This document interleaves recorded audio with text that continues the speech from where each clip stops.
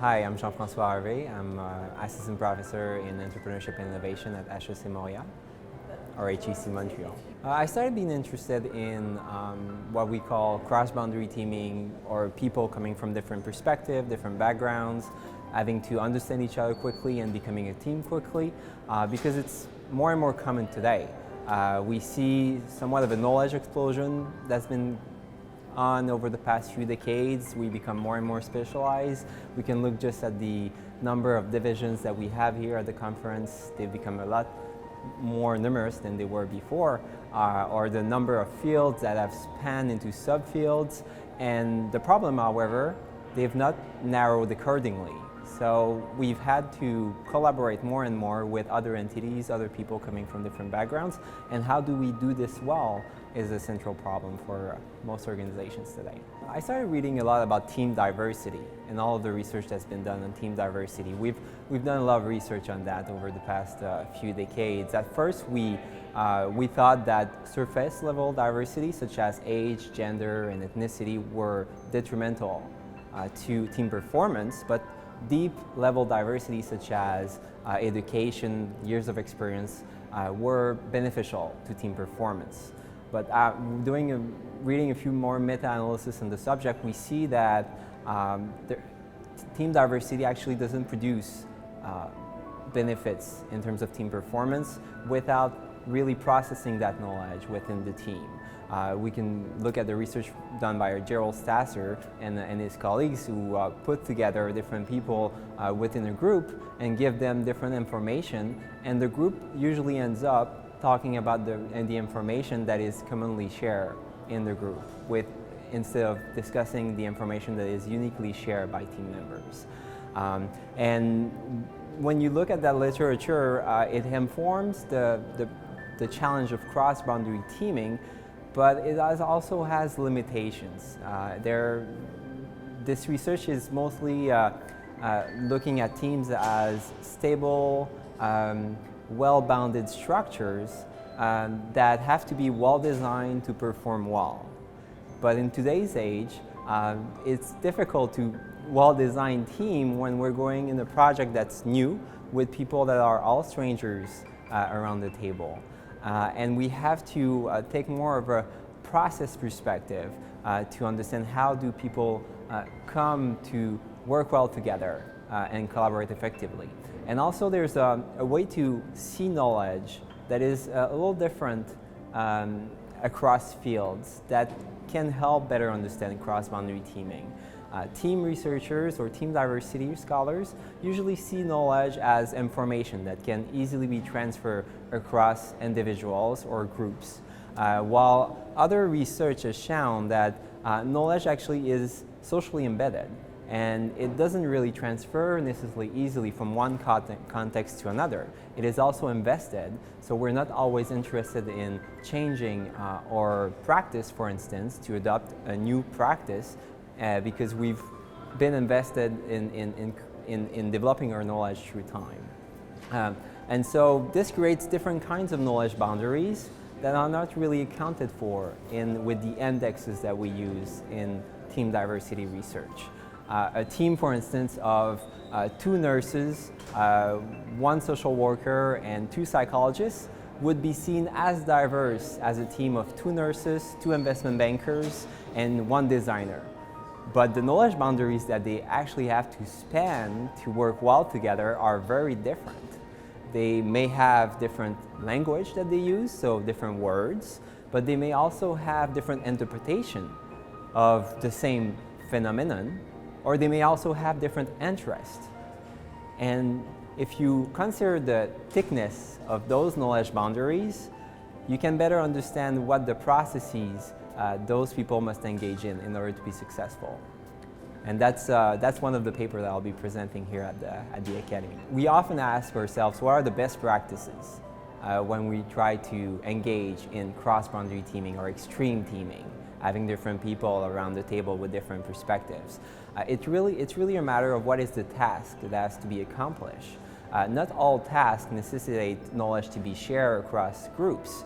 And this is one of our findings that we explore and expose in a book with Amy and Munson that is coming out in the fall called Extreme Teaming, where we show that leaders actually have to adjust the activities in which they engage with the group depending on the task that has to be accomplished. It's not always necessary to develop shared mental models, for instance, when the task is not a modular task, when it can be accomplished by a single group of people that have the same expertise. So we moved from the conceptual paper to a book because we also had those great cases that we wanted to explore a little bit more deeply and see what were the patterns that came out of those cases and what are the leadership practices that leaders engage in order to make those cases of cross-boundary teaming or extreme teaming a success. We have, for instance, a case where we have Fujitsu, this large multinational corporation from Japan that's been able to collaborate successfully with medium-sized and startup organizations in the San Francisco Bay Area. We also have a case of Coca-Cola collaborating with a development bank and an NGO and USAID to double the revenue of 25,000 mango farmers in Haiti. How do you do that? Or another case that we've explored is a large multinational corporation in the suburb of Paris turning a neighborhood into a smart neighborhood, collaborating with startups and public institutions. Again, you have different people from different perspectives coming together, different interests, and how do you do that well? And when we look at the literature on team leadership, we see that this literature, so there's a literature called functional team leadership, which offer a number of taxonomies that are said to be generalized across contexts. But I think that it's also very useful to look at a particular context very deeply, context of extreme teaming, for instance, and identify a limited number of practices that appear to be very important across successful cases. And this is what we did in the book. Amy and I call our phenomenon extreme teaming. Because more and more today we see people coming from different professions but also different organizations, so crossing professional and organizational boundaries to work together to solve a complex problem. And this is what we call extreme teaming. It is not those stable, well-bounded teams that can be, for instance, a group of salespeople at an insurance company or a group of R&D professionals working together to discover a new drug, for instance. We decided to write the book of extreme teaming because we thought that it'd be interesting to look at those cases in particular, those extreme cases, and try to understand what leadership can do to allow better extreme teaming or better success for these endeavors. And it's a book that is destined to as well as, maybe I should retake that. That's fine. Okay. So we decided to write the book Extreme Teaming because we thought there was a need in the literature to look more deeply at those cases and understand what are the leadership functions and practices that are important for those contexts. We also thought that professionals and managers are in need of those tools to understand what is it that they can do on a day-to-day basis to help those complex endeavors become a success. Hackathons are a great example of extreme teaming. More and more today we see those initiatives where we bring, for instance, designers, coders to work with healthcare professionals to solve their problems in the healthcare system. And what we actually can see is we can learn from the literature in organizational behavior, but also literature on knowledge in organizations. So there are certain behaviors that people in those teams must adopt in order to learn from each other and also discuss the different mistakes that they can do or discuss openly the different things that they think about.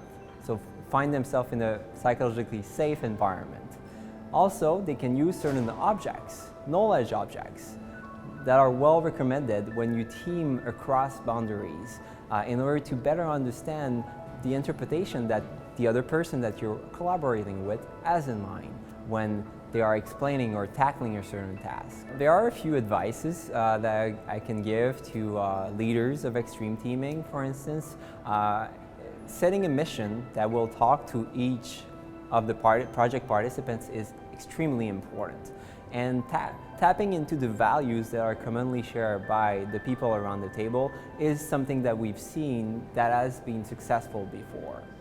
And also being openly engaging in conversation with the different perspectives that are put on the table is also very helpful to create a psychologically safe environment.